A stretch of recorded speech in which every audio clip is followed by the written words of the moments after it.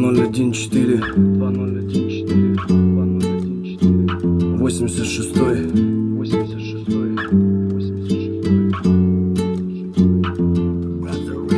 2012 обещали конец света, и сменяя свою жизнь я заразился рэпом.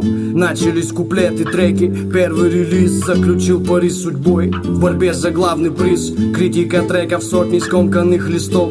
Все казалось невозможным, но я был готов к этой дистанции длиною в бесконечность. Запись первого релиза превращалась в вечность. Не Леонардо да Винчи, но как художник, как упакованный в велюре внедорожник, вместо акварели, кисти и холста.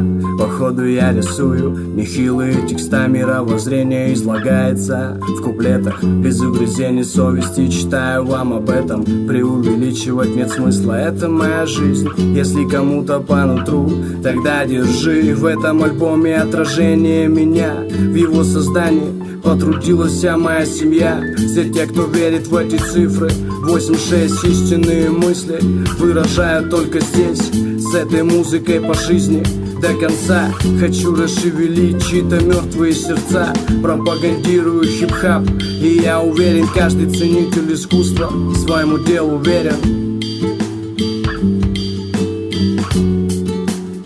Я своему делу верен.